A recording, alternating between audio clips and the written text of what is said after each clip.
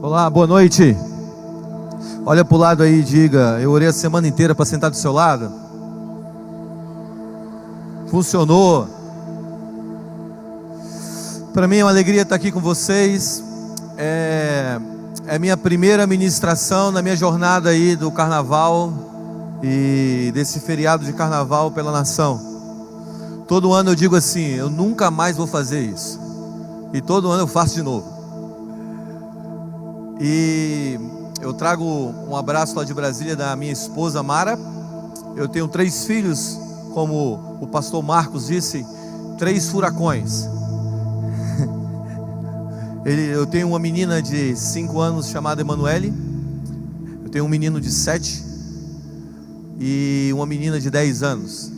Meu filho do meio, o Benjamin, ele acabou de ter o primeiro encontro dele com Jesus há 2 semanas atrás. Ele não para por 1 minuto e ele ficou 1 hora caído no chão, chorando e falando umas coisas que eu acho que era a língua dos anjos.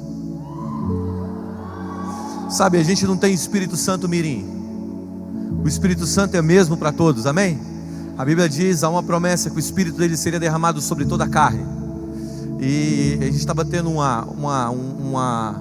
ajuntamento da nossa igreja lá em Brasília de início de ano. E eu fui chamado às pressas na sala das crianças. E quando eu cheguei lá, ele estava caído no chão e ficou 1 hora ali recebendo uma visita do Senhor. Teve outra criança que viu Jesus entrando, o meu sobrinho, ele viu Jesus entrando e ele também foi cheio do Espírito Santo. E outras crianças que estavam na sala começaram a ser cheias do Espírito Santo. Então esse meu ano já começou maravilhosamente bem. E eu sei que 2018 será um dos melhores anos da sua vida. E eu estou muito feliz de estar aqui em São José, aqui na igreja da cidade. Eu quero agradecer ao pastor Carlitos por me receber tão bem. Tivemos um tempo tão maravilhoso agora à tarde. E eu sinto que Deus vai fazer algo poderoso e único nessa noite. Essa noite vai ser o teu ponto de virada. Talvez daqui a 10 anos para frente, você vai se lembrar dessa noite. Você vai se lembrar do que Deus fez com você nesses próximos 3 dias. A sua vida será marcada com a semente da eternidade. E eu acredito de verdade que o que Deus irá fazer hoje irá mudar o seu sistema de crenças, irá transformar a maneira como você pensa e irá te posicionar para uma transformação no meio que Deus te inseriu. Sabe, o meu pai, como o Marcos disse, nós fizemos uma transição na igreja, nós estamos nessa transição ainda. E o meu pai, ele nasceu numa cidade do interior de Goiás. E o pai do meu pai, o meu avô, morreu quando ele tinha 18 anos. A minha avó morreu quando meu pai tinha 3 anos. Na noite que minha avó morreu, na manhã que antecedia a morte dela na noite, ela chamou a irmã mais velha do meu pai e disse assim: eu vou morrer. E eu vou morrer no parto do teu irmão mais novo, porque ela estava grávida e ela ia dar luz nessa noite. E ela disse assim: pede para o seu pai cuidar de todas as crianças, especialmente do Ademar, que é o meu pai, porque Deus tem algo com a vida dele e com a geração dele. Uma pomba entrou na casa, era numa cidade no interior de Goiás, e essa pomba, ela entrava e sentava na cabeceira da cama. Eles espantavam a pomba voava e pousava na marquise da casa. Essas casas antigas não tinham forro. E naquela noite a minha avó faleceu. E meu avô nunca mais casou.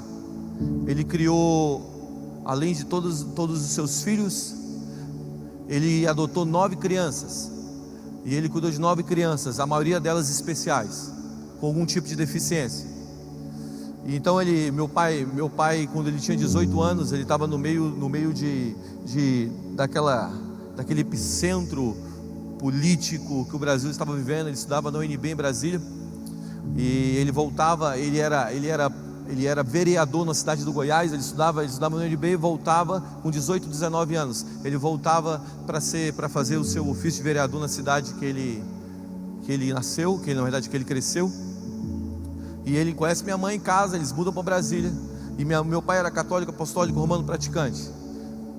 E quando eles mudam para Brasília, meu pai termina sua carreira política e começa uma vida de fazendeiro. Ele começa a formar fazendas e vender fazendas. E uma das viagens, ele viajava bastante. E quando ele viajava, minha mãe ficava sozinha em casa, e ela chegava perto da parede do vizinho, e tinha um grupo, tinha uma família que morava ali, que era o grupo de louvor da igreja. A família era o grupo de louvor da igreja, na Igreja Batista de Brasília. E minha mãe ouvia eles cantando, as vozes divididas, violino, piano, era o louvor da igreja ali, quando eles faziam um culto doméstico. Minha mãe então, um dia bate na porta e fala: posso participar dessa reunião? E ela entrega a vida a Jesus ali. E ela ora por 6 meses pelo meu pai. Meu pai chega de uma das viagens, toma banho, senta na sala para dar uma relaxada. Uma luz entra da janela, bate no peito dele, ele cai no chão. Uma voz sai do meio da luz e diz assim: o vento sopra aonde quer, não sabe para onde vai nem para onde vem. Assim é todo aquele que é nascido do Espírito. E meu pai é batizado no Espírito Santo sem nunca ter ido na igreja. E ele começa a falar em línguas. Só que essa igreja que minha mãe pertencia, que estava indo, era uma igreja tradicional. Ele vai para o culto de domingo, no meio do louvor ele levanta as mãos, começa a falar em línguas. O pastor fala para ele: aqui você não pode fazer isso. E ele é expulso da igreja no primeiro culto que ele vai.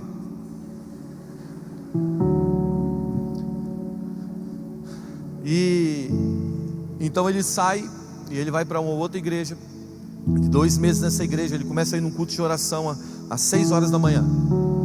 Na terceira vez que ele foi nesse culto, na hora que ele chega na igreja, o cara que liderava esse culto, essa igreja era a maior igreja de Brasília, devia ter mais ou menos umas 15 mil pessoas essa igreja.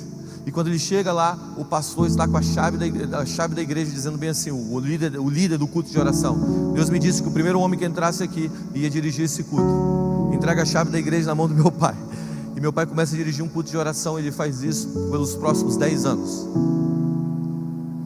E eu cresci vendo Deus operar milagres através da vida do meu pai, ali na cidade de Brasília. Mas meu pai nunca saiu daquela região. Na verdade, o que eu quero te contar, eu quero começar contando essa história, não estava nem programado, é que demora muito tempo para que Deus faça as coisas de repente. Sabe, essa história não começou em mim. Essa história não está em mim. Essa história ela vem lá de trás, de algo que Deus já vem fazendo desde os meus avós. Demora muito tempo para que Deus faça as coisas de repente. Talvez você tenha promessas de Deus, e certamente você está dizendo: Deus, e aí? Quando isso vai acontecer? Na verdade, Deus está te colocando muitas vezes em um processo, porque esse processo vai ser a maneira pelo qual Deus vai trabalhar em você, vai te fortalecer para que um dia você possa viver com o peso das promessas dEle. E eu sei que essa noite, talvez e certamente, Deus irá trazer palavras novas. O que esse lugar vai virar? Esse lugar vai virar uma estufa para que os sonhos e as promessas de Deus germinem na sua vida. Sabe, eu acredito que nessa noite, o Senhor vai começar a trazer o propósito real da sua história, do seu chamado. Eu acredito que o que Deus está fazendo algo novo em nossa nação. Existe uma atmosfera de reino pairando sobre os céus da nossa nação. Nunca até então, nos últimos anos, nós falamos tanto sobre o reino de Deus como nos nossos dias. E Deus quer te colocar nessa atmosfera, amém? Sabe, viver na atmosfera do reino é fundamental para que as promessas que nós temos de Deus em nós floresçam. Sabe, eu tenho um amigo nos Estados Unidos, e esse amigo me contou uma história um dia. Ele disse que ele estava viajando, passando em um lugar na África ou na Ásia, ali naquela região, e ele vinha viajando, e quando ele olhou para o meio, tinha um deserto embaixo. E quando ele olhou para aquele deserto, ele conseguiu ver uma pequena floresta no meio daquele deserto. Quando ele pousa, aquilo ali intrigou ele. O rapaz que foi pegar ele no aeroporto, ele começou a questionar sobre aquela floresta, e ele disse assim: eu sei o que aconteceu lá. E ele disse: então me conta o que aconteceu, por que tem aquela floresta no meio do deserto? E o amigo dele contou para ele essa história. Ele disse: aquilo ali foi uma pesquisa que um grupo de cientistas fez naquele lugar. O que eles fizeram? Eles canalizaram água para uma região nesse deserto e derramaram água sobre aquela região. E de repente havia sementes ali naquela terra, e as sementes começaram a brotar, sem ninguém ter plantado nada. Simplesmente ele preparou o ambiente, ele criou o clima, e as sementes cresceram. O que eu acredito é que Deus está começando a derramar uma água e preparar um clima para que as sementes que já estão em nós, que já estão plantadas em nós, comecem a florescer. Sabe, o que Deus quer fazer, o que Deus quer fazer nesse tempo é mudar a atmosfera sobre cidades, é mudar a atmosfera sobre famílias, é mudar a atmosfera sobre a nossa nação. Existe uma onda de Deus que está empurrando as trevas para fora da nossa nação, das nossas cidades. Eu creio que Deus está levantando pessoas agora para construir um sistema de valores que irá criar essa estufa, para empurrar as trevas para fora do mundo. De verdade, eu acredito que existe um grupo de jovens aqui nessa noite, que eles serão transformadores de ambientes, que eles irão construir uma atmosfera de reino, um sistema, tanto interno como uma organização, como algo externo, que irá trazer a verdade do reino de Deus, que irá ser como essas águas que batem num deserto e fazem um deserto florescer. Deus vai te dar verdades nessa noite para criar esse sistema. É como se fosse uma estufa. Sabe, quando você tem uma estufa, você vai lá, bota a tua plantinha, e aquele ambiente da estufa, ele faz a plantinha germinar.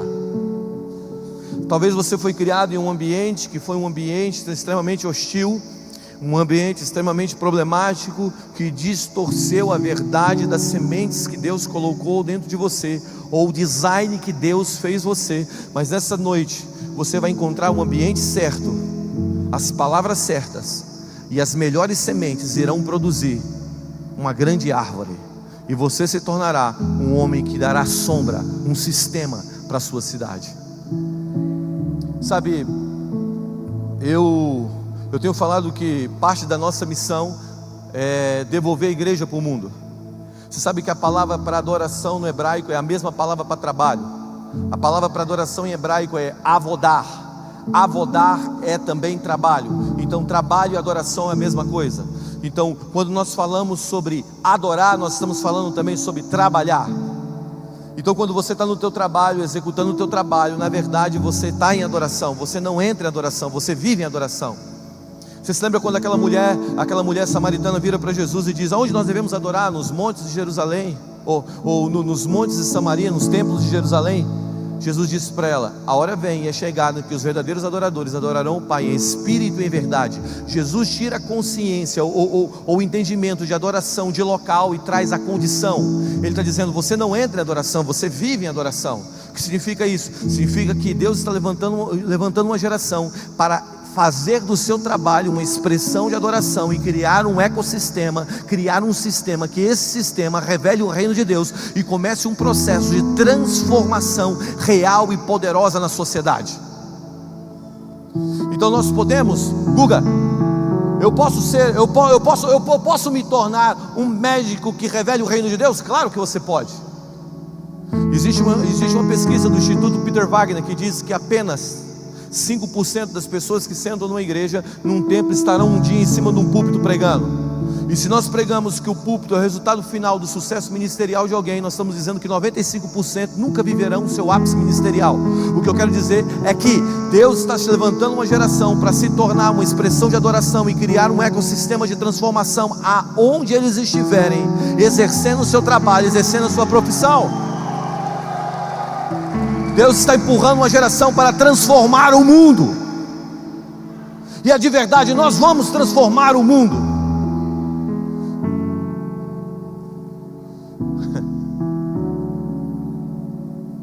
Sabe, nós somos muito bons e na verdade nós amamos os Elias. Quem são os Elias? Os Elias são aqueles caras que se posicionam, enfrentam os profetas de Baal, clamam e caem fogo do céu. Mas muitas vezes nós não compreendemos os Josés, os Daniéis, que ficam inseridos dentro de um sistema ruim, corrupto, servindo reis maus. Mas no dia que eles se revelam, todo um sistema é afetado pelo poder de Deus. Talvez Deus te inseriu dentro de um sistema, e Deus não quer que você saia de lá, porque você vai começar a criar um ecossistema, Você vai começar a criar uma verdade, um templo, um altar de adoração naquele lugar, e esse altar de adoração vai começar a afetar diretamente aquele lugar, e em meses e anos nós veremos sistemas sendo transformados pelo poder de Deus. Porque a grande verdade é que o mundo só tem voz onde a igreja se calou. Sabe por que nós nos encolhemos? Nós dizemos: aquele lugar é escuro, esse lugar é santo. Esse é um pensamento nicolaíta, que é alertado lá no livro de Provérbios, sobre a doutrina dos nicolaítas, que são aqueles que separam quem são os sacerdotes, o que é santo daquilo que não é santo. Eu quero dizer para você, a Bíblia fala que Moisés andava numa terra, a terra de Midian, só depois de 40 anos que ele entendeu que aquela terra era santa, porque não é o lugar que é santo, é você que santifica o lugar. Não existe lugar escuro, existe simplesmente ausência de luz. E chegou a hora de nós criarmos um sistema de transformação, presta atenção, um sistema, na verdade, um sistema interno que irá refletir no mundo exterior, e nós começaremos a afetar o mundo que está à nossa volta. Guga, é possível ser um político cheio do Espírito Santo? Lógico que é. É possível ser um artista e não se corromper para a vaidade? Lógico que é. É possível. Porque se nós dizemos que não é possível, nós estamos dizendo que a obra do pecado é maior do que a obra da cruz, mas a obra do Calvário sempre será maior do que a obra do pecado. Então nós cremos que Deus está levantando uma geração nesse exato momento, nessa exata hora, para começar a viver um sistema de crença no mundo interior, que irá influenciar o mundo exterior. Essa é a nossa hora, igreja. Essa é a nossa hora, igreja. Eu acredito numa igreja vitoriosa, porque o nosso rei é vitorioso. E Deus está dizendo que é o teu tempo. Então eu quero te dar alguns valores que vão te ajudar a criar esse ecossistema, essa atmosfera que é capaz de transformar. Porque você está dizendo assim, Guga, você está me dizendo então que é possível viver num lugar escuro e brilhar? Sim. Quais são os valores então para nós vivemos nesses lugares e antecipar, ou melhor, vivermos romperes nesses lugares? No início desse ano o Senhor me visitou numa madrugada, na verdade no final das minhas férias. Eu tive a pior férias da minha vida. Eu saí de férias, fui lá, fui ver o Mickey. Foi bem legal, eu gosto do Mickey. Não sei se você não gosta do Mickey, mas eu amo o Mickey, cara. O Mickey é muito legal. E aí eu fui lá ver o Mickey, levei meus filhos para conhecer o Mickey, dar um rolê lá conhecer o Pateta. Mas o mundo espiritual estava hostil, e eu tive umas férias não muito boas. Eu não tinha tido uma briga com a minha esposa há muito tempo, e eu tive uma briga assim, bem ruim, numa praia lá perto de Miami. E quando eu fui para o quarto, deitei no quarto, eu tive um sonho, e o diabo apareceu para mim no sonho e disse assim: eu sou o ceifeiro, eu vim para fazer mal, eu vim para matar. E eu apontei para ele no sonho e disse assim: olha, mas o meu Deus, ele te venceu há 2000 anos atrás, ele veio para dar vida e vida em abundância. E quando eu falei isso, eu acordei gritando: romper. Nós vamos expandir, nós vamos ocupar as cidades. E quando eu estava falando isso, meu espírito se encheu, e eu comecei a falar em línguas, e eu fiquei em pé no meu quarto, eu estou falando em línguas, e o Espírito Santo está me enchendo, e eu entendi que essas 3 verdades eram verdades para a nossa geração. Então eu quero que você abra comigo em Isaías 54.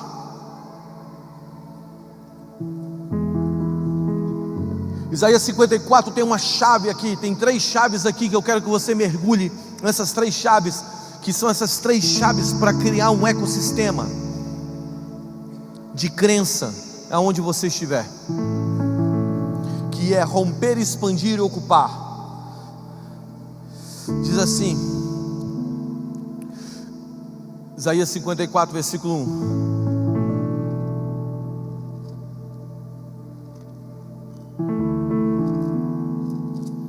Vamos lá?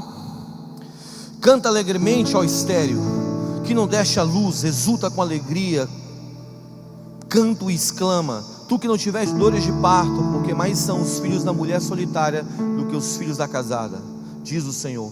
Alarga o espaço da tua tenda, estende-se o toldo da tua habitação, não impeças, alonga as tuas cordas, firma bem as tuas estacas, porque transbordarás para a direita e para a esquerda, e a tua posteridade possuirá as nações, e fará que se povoem as cidades assoladas. Diga amém.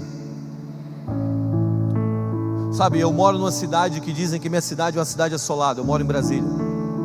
Então essa palavra mexeu muito comigo. Mas quando eu li esse texto, eu comecei a perceber, o Espírito Santo começou a me falar sobre como criar esse ecossistema. E a primeira verdade desse texto é essa: canta ao estéreo. Diga, canta ao estéreo. O que é isso? Isso é romper. Ele está dizendo, canta alegremente ao estéreo, tu que não destes a luz. O que ele está dizendo é que Deus está levantando uma geração para antecipar romperes. Sabe, você não tem um filho ainda, você não tem a promessa ainda, mas você está cantando por aquilo que um dia virá. O que Deus está dizendo é que quando você coloca no lugar da você coloca Ele no lugar da celebração, antes da promessa chegar, você está acelerando um processo natural de uma forma sobrenatural. Ele está dizendo o seguinte, cara, talvez você não tenha na mão ainda aquilo que você precisa para executar os planos de Deus na tua vida, mas Ele está dizendo, olha o que Ele está falando: canta antes que você tenha. Você está aí? O que é isso? Ele quer que você se enxergue na posição que Ele te colocou, na posição que Ele te estabeleceu. A Bíblia fala que nós estamos assentados com Cristo Jesus aonde? Nas regiões celestiais. Aonde você está sentado? E se você estiver passando por problema, se você estiver passando por uma esterilidade em algo da tua vida, isso te rouba a tua posição? Você está sentado com Cristo Jesus nas regiões celestiais. O que significa? Significa que você está sentado com Cristo Jesus no terceiro céus. A Bíblia fala, olha aqui para mim, cola aqui. A Bíblia fala que existe 3 céus. O primeiro céu, esse céu que você enxerga, é o céu das estrelas. É o céu onde você passa aflição, dores, perseguição, abandono, medo, angústia, solidão, aonde você passa dores. A Bíblia também fala de um segundo céu, que é os céus aonde há as batalhas espirituais. Você se lembra quando Deus mandou a palavra para Daniel e o príncipe da Pérsia segurou as palavras? Então Deus libera Miguel e há uma batalha espiritual acontecendo. Esse lugar que acontece essa batalha espiritual é o segundo céus. Então são céus onde há principados e potestades. Mas a Bíblia fala que existe um terceiro céu, que é chamado céus dos céus. Paulo declara, dizendo que ele conheceu um homem que foi no terceiro céu. Você lembra disso? Ele não sabe se foi em carne, não sabe se foi em sangue. Na verdade Paulo estava falando dele mesmo, estava sendo humilde. Que é o céu onde está o trono de Deus. Agora olha aqui para mim, se você vive numa plataforma da terra para os céus, não da sua posição do céu para a terra, se você vive da terra para os céus, medo, angústia, dores, solidão, depressão está sobre você. Se você vive da terra para os céus, principados, potestades, dominadores estão sobre você.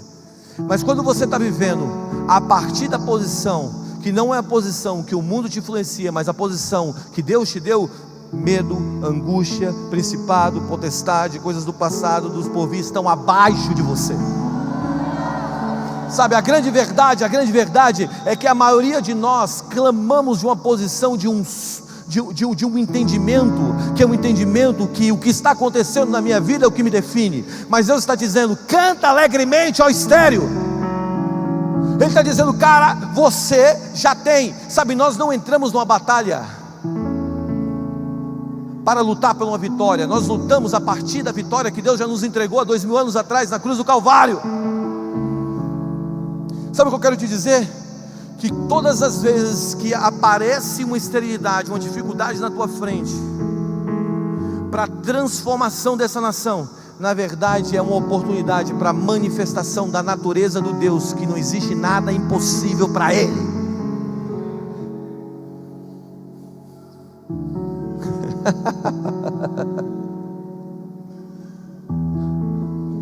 Você está aí?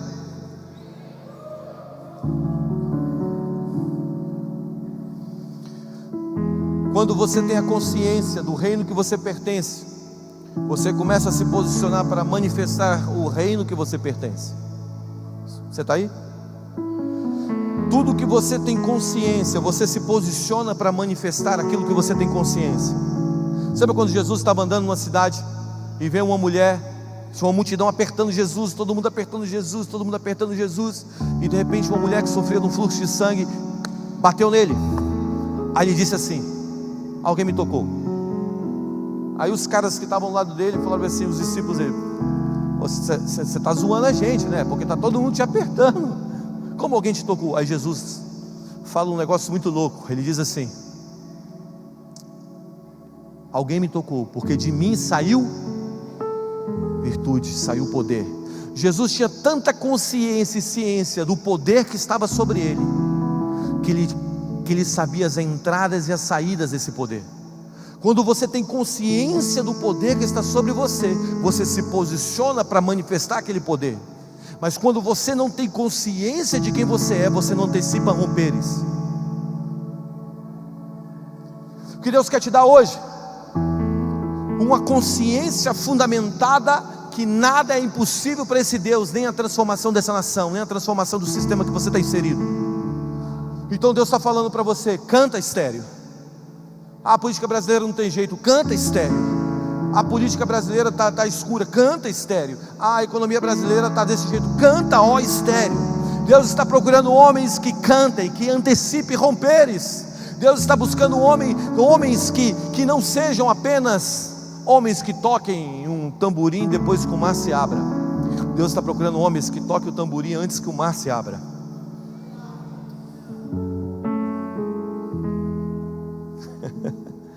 Você está aí? Sabe por quê? Escute isso aqui, cara. Talvez isso aqui seja a coisa mais legal que eu vou dizer aqui. Se você esquecer tudo, não esquece disso aqui. Quantos aqui tem uma palavra de Deus sobre a sua vida? Então você já tem tudo.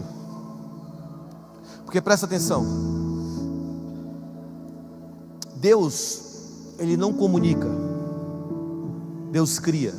Porque tudo que Deus fala, se faz. Disse Deus: haja luz e houve.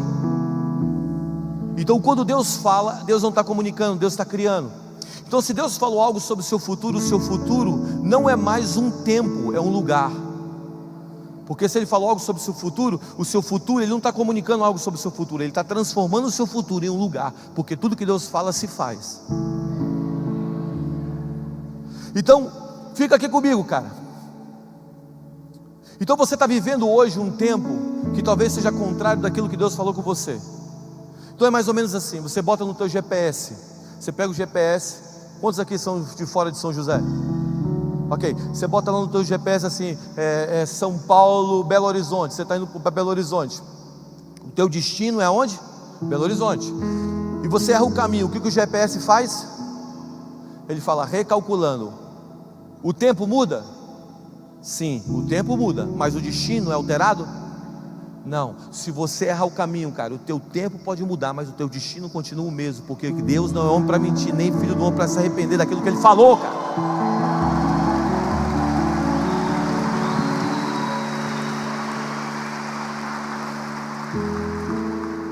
Então quando Deus está falando contigo, quando Ele está dizendo, quando Ele está liberando uma palavra, você tem que acreditar naquilo. Então você tem que começar a cantar antes das coisas acontecerem.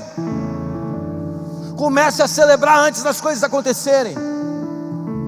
Imagina Noé recebendo a palavra da arca e querendo só construir a arca depois que começa a chover. Não. Você, quando recebe uma palavra, o seu sistema de crenças é alterado e você precisa começar a viver por aquilo que Ele falou. Ainda que você não veja, ainda que você não enxergue aquilo que Deus falou. O que é isso? É antecipar romperes. Se você tem uma palavra de Deus, eu quero dizer para você que mais cedo ou mais tarde vai germinar na tua frente. Começa a cantar, porque você está antecipando aquilo que Deus liberou sobre você. Deus falou que essa nação seria um celeiro de missões para o mundo. Deus falou que essa nação seria uma nação justa. Deus disse que essa nação seria um celeiro de avivamento para as nações. Deus disse que a canção dessa nação correria o mundo. E nós cremos, ainda que não estejamos vendo. É assim que nós precisamos viver. Sabe por quê?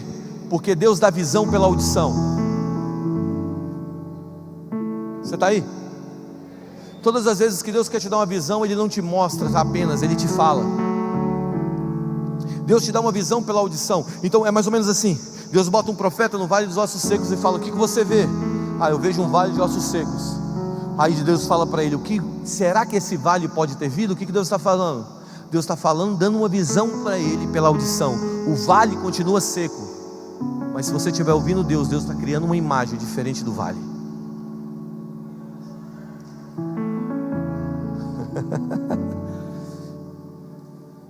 Se você quer criar um ecossistema capaz de mudar uma nação, você vai ter que fechar os olhos e abrir os ouvidos.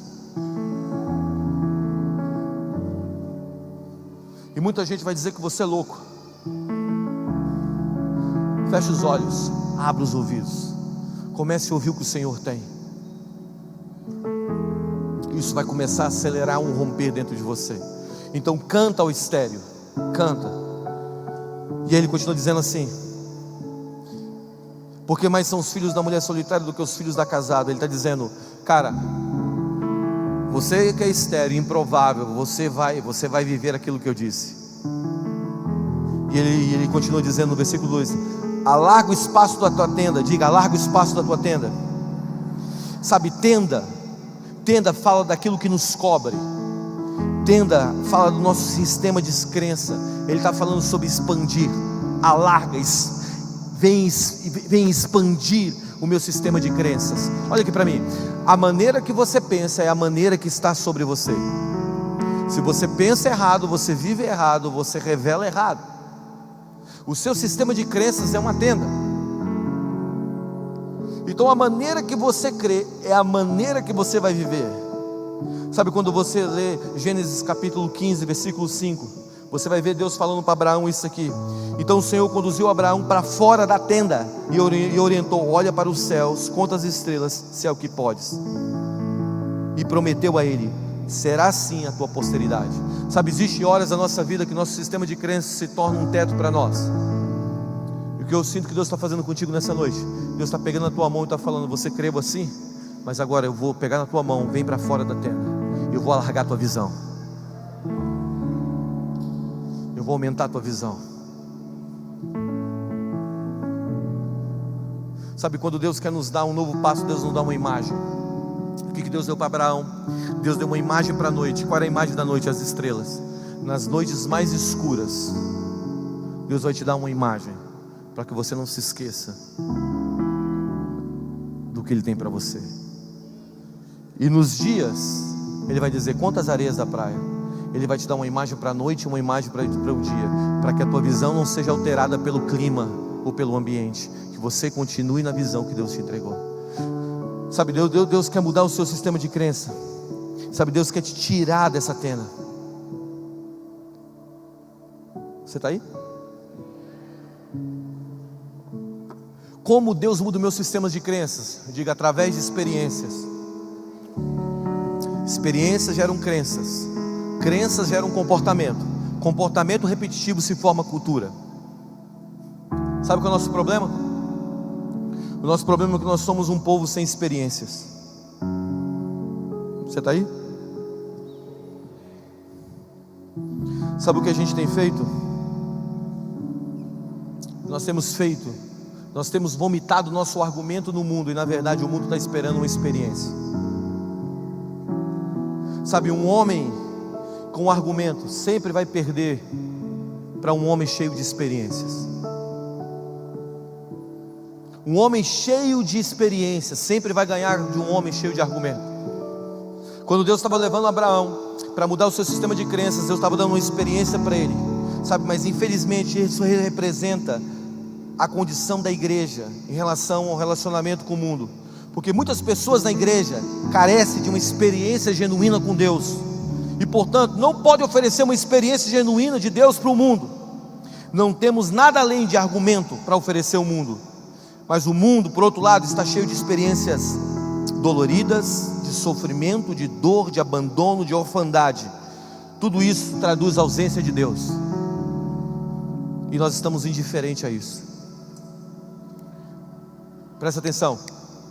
Nós não vamos transformar o mundo ou ganhar o mundo com os nossos argumentos, mas nós vamos transformar o mundo se os nossos argumentos vierem de uma experiência. Bill Johnson diz assim: nós devemos ao mundo uma experiência com Deus. E eu acredito de verdade que nós devemos ao mundo um encontro com Deus. Quando vocês saírem amanhã às ruas, quando vocês estiverem andando pelos lugares escuros, eu oro nessa noite para que o poder do Espírito venha sobre vocês, para que mais do que argumento, Deus dê a vocês a capacidade de provocar uma experiência. Vocês vão chamar uma geração para ir para fora da tenda, e quando eles pisarem fora da tenda, eles contemplarão os céus, o Deus dos céus, porque os céus proclamam a glória dele, e o firmamento anuncia as obras das suas mãos.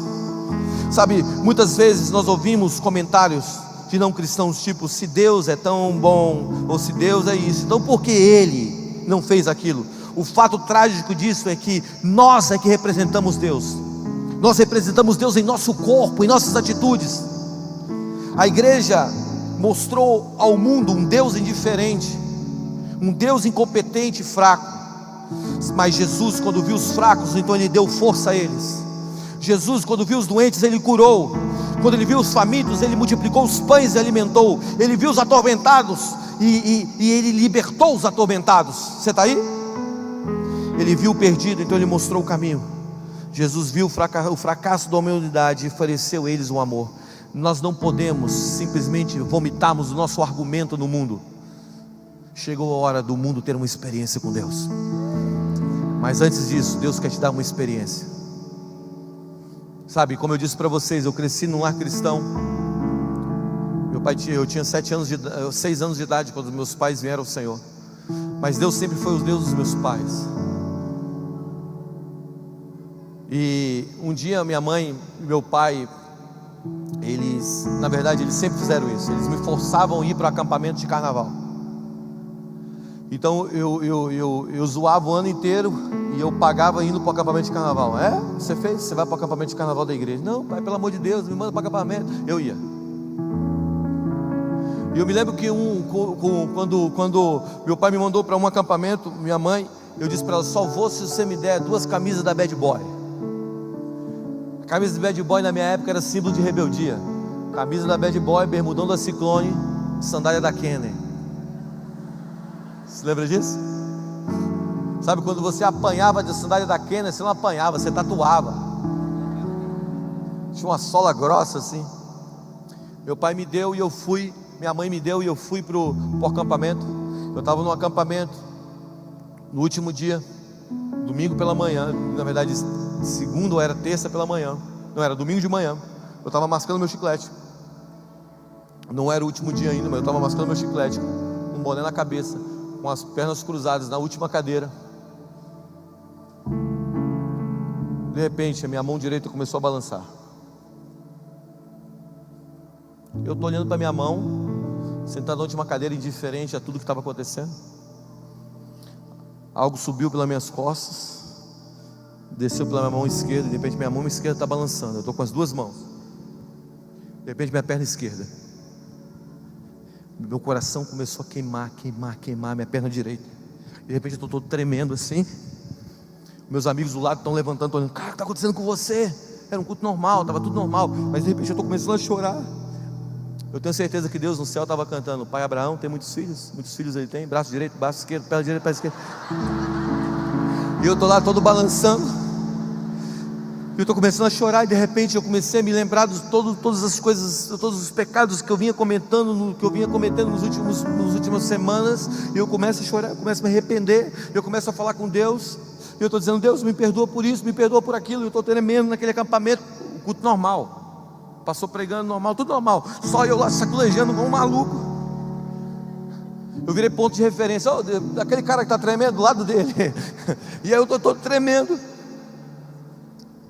De repente eu entro numa visão, e eu tenho a segunda visão da minha vida. A primeira foi com 7 anos, eu tenho a minha segunda visão. Eu vi milhares de jovens, e sobre eles havia um fogo. E eles se levantavam, e eles começavam a andar sobre o Brasil, e eles passavam os oceanos andando sobre as águas. E havia demônios à frente deles, os demônios vinham e corriam, os que ficavam eram atropelados, e eles começavam a incendiar nações inteiras. E Deus me falou bem assim no meio daquele sonho: ei, no meio daquela visão: ei, você é um dos líderes dessa geração no futuro. E eu estou tendo aquele encontro com Deus, eu estou chorando, e o Espírito Santo falando comigo. De repente o pastor: é você aí que está tremendo, vem aqui na frente. E eu estou indo para frente com a minha camisa da Bad Boy, e eu começo a tirar a camisa, que eu estava com vergonha. E eu começo a tirar, jogar as sandálias assim, e eu começo a tirar a camisa, estou chegando quase pelado na frente. E eu ajoelho. Ele aponta para mim e fala bem assim: existe uma geração que vai se levantar no Brasil, essa geração terá o fogo do Espírito sobre ela, ela correrá as nações, ela incendiará os povos, você é um dos líderes dessa geração. E ele começa a profetizar sobre mim aquilo que Deus tinha falado comigo lá atrás. Eu levanto daquele acampamento, eu tenho aquela epifania ali, aquele encontro sobrenatural com o Senhor, e eu levanto dali, eu volto para minha quadra, eu viro para meus amigos na minha quadra, todo mundo fumava maconha, todo mundo era vida louca. Eu disse para eles: cara, eu encontrei Jesus, eu entreguei minha vida para Ele. Eles riram de mim, eles falaram, eles fizeram uma banca de aposta e falaram: vai durar uma semana, vai durar um mês. Tem mais de 20 anos, cara. Tem mais de 20 anos. O meu encontro com o Senhor mudou meu sistema de crenças, mudou a minha maneira de viver a vida, de olhar o mundo. Sabe o que Deus quer te dar nessa noite? Deus quer te dar um encontro tão genuíno com Ele, que vai mudar o seu sistema de crenças, que vai expandir, que vai dizer: sai da tua tenda, vem aqui para fora. Você está aí?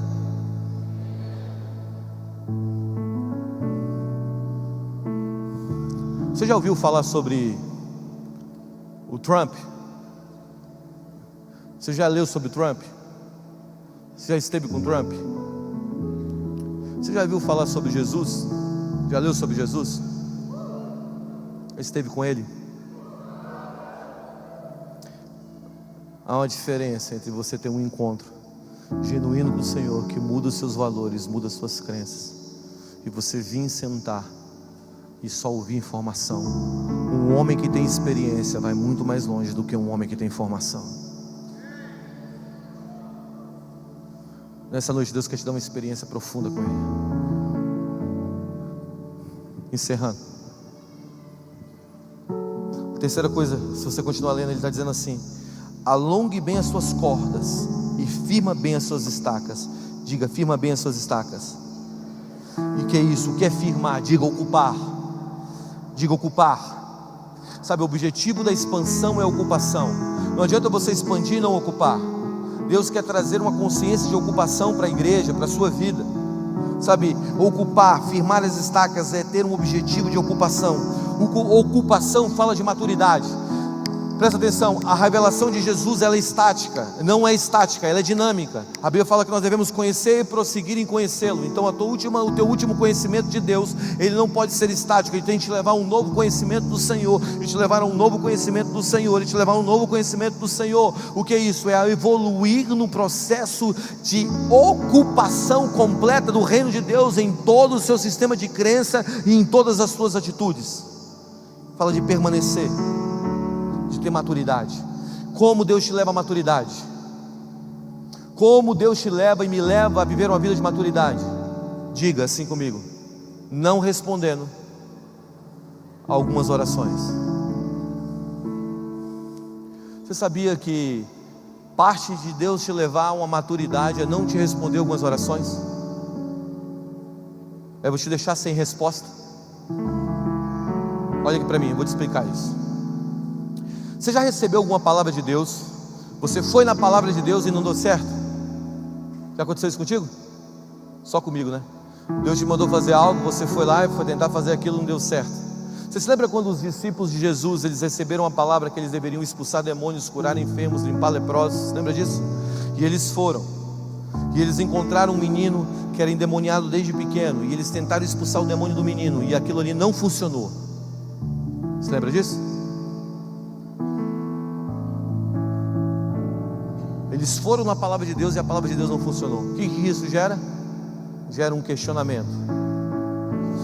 Mas olha o que acontece, o que eles fizeram?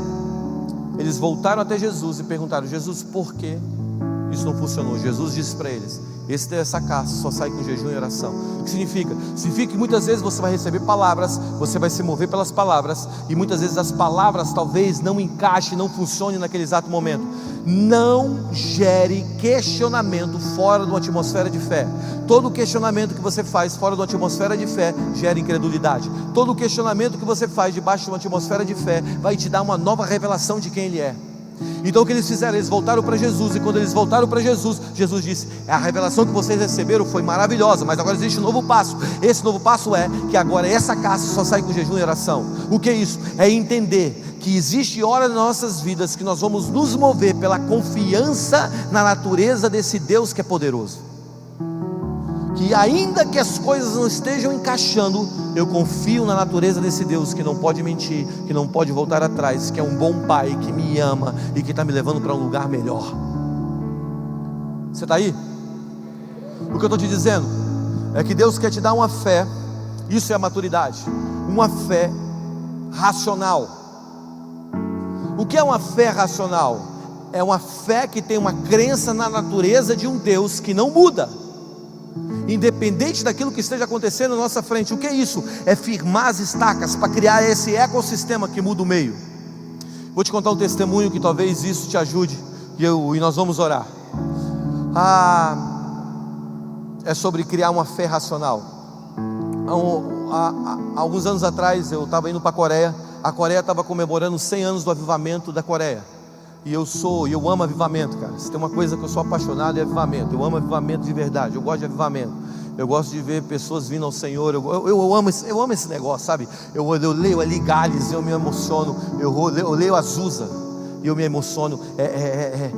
Tem um livro chamado Diário de Frank Barclay, que ele escreveu os passos do que acontecia em Azusa. Tem outro livro, que é um livro da Sala das Crianças de Azusa, que, não sei se você sabe, mas quando William Seymour pregava, uma nuvem física entrava no lugar enquanto ele pregava, muitas reuniões, e as crianças brincavam de pique-esconde na nuvem. Diga uau! E algumas delas levavam potes para as reuniões, para tentar engarrafar a nuvem, para levar a nuvem para casa. Então eu amo esse negócio. E aí surgiu uma viagem para a Coreia, que era a comemoração dos 100 anos do avivamento da Coreia. E eu falei, eu vou para esse negócio. Na verdade eu estava em casa, meu coração estava queimando para ir. O Espírito Santo falou comigo: eu quero que você vá. E eu chamei meu irmão, meu cunhado, e falei assim: vamos para a Coreia, cara. Vai ter a comemoração dos 100 anos do avivamento da Coreia, da igreja que se tornou a maior igreja do mundo por muito tempo. Vamos lá, a gente precisa para aquele lugar, a gente precisa para a montanha de oração lá orar e tal.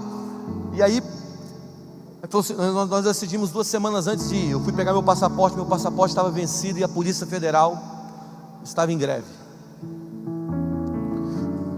E aí eu lembrei de algo. Eu tenho um amigo, que é um amigo dos meus pais, que o nome dele é irmão Walter. Quem é o irmão Walter? O irmão Walter, ele é tipo o Capitão Nascimento da Polícia Federal. Ele era, né? Porque ele foi um dos caras que ajudou a fundamentar a Polícia Federal no Brasil há anos e anos atrás. Ele é um coroa aposentado.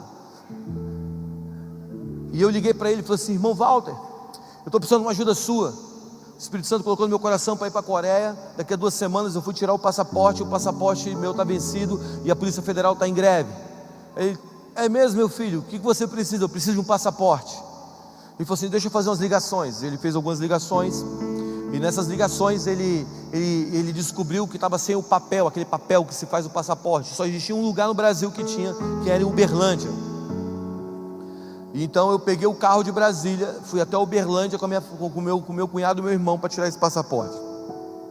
Quando ele tirou o passaporte, a gente descobriu que a gente precisava de um visto de trânsito, porque a conexão para a Coreia, que tinha comprado o voo para a gente, parava no Canadá, e nós precisávamos de um visto de trânsito no Canadá. Só que nós tínhamos mais ou menos 8 dias para pegar esse visto. Eu liguei para o despachante em São Paulo, aqui capital, que o consulado é no Edifício das Nações aqui em São Paulo. Eu liguei para ele e falou assim: não, pode mandar que eu consigo. Eu peguei o passaporte em Uberlândia, mandei direto para ele. 3 dias antes de eu embarcar, o cara me liga e falou assim: ó, não consegui o visto para vocês. Aí a gente passou um dia tentando. Aí eu liguei para quem? Liguei para o irmão Walter. Irmão Walter, estou com um problema. Eu estou com um problema porque eu preciso de um visto para o Canadá, assim. E eu tenho esse fax guardado. Eu tinha que agendar uma entrevista. Vocês sabem como funciona o processo de visto. Ele me mandou um fax da Interpol com o meu nome lá. Dê preferência para ele. A Interpol mandou um fax para mim, olha. E eu peguei esse fax, vim para São Paulo. No dia que eu iria embarcar, era uma sexta-feira. Eu chego em São Paulo, no Edifício das Nações, sentei marcado uma entrevista. Eu chego com esse fax da Interpol e digo para o cara que está lá na recepção: olha, eu não tenho um horário marcado, mas eu tenho um fax da Interpol pedindo para me subir. O cara lê o fax e fala: sobe.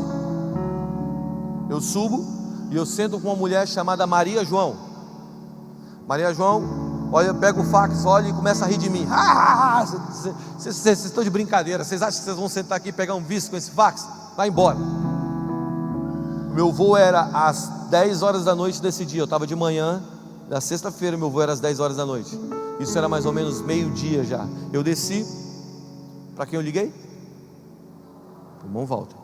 Eu ligo para o irmão Walter e digo: irmão Walter,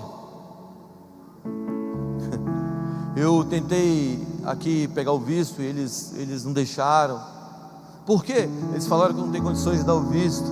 Eu queria te agradecer por toda a ajuda. Ele falou assim: não, meu filho, você vai para a Coreia. Eu estou indo para a Embaixada do Canadá aqui em Brasília. E ele foi para a Embaixada do Canadá. Ele chega na Embaixada do Canadá. Ele se apresenta como alguém grande lá da polícia.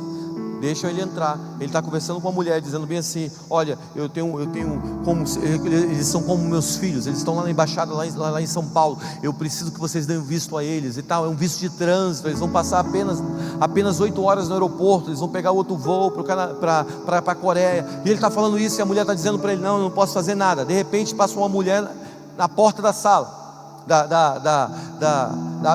na porta do escritório, e ela ouve falar que ele é da Polícia Federal. Vai até ele e diz assim: o que você precisa? Aí ele diz: eu preciso de um visto de trânsito para três garotos que são como minha família, meus filhos, que estão lá em São Paulo. Aí ele diz assim: eu sou a diretora, a coordenadora, a chefe do consulado de São Paulo. Qual o nome deles? Anotou o nome e falou assim: pede para eles subirem lá agora e procurar uma mulher chamada Maria João. Aí a gente sobe. Maria João, que estava mais para João do que para Maria, João filho do trovão, não João depois da conversão. Ela senta com a gente.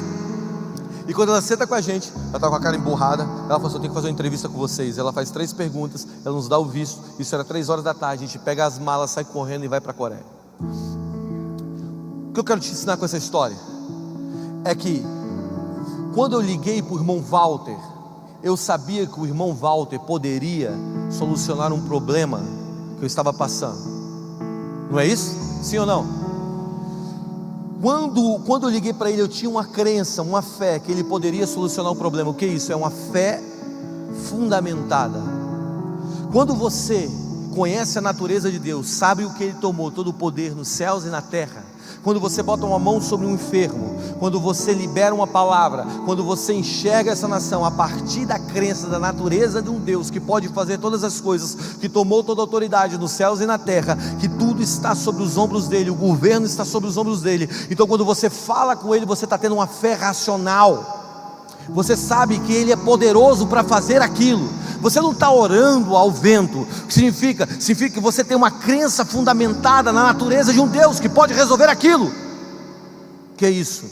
Isso é ocupação. Você está ocupado por uma crença.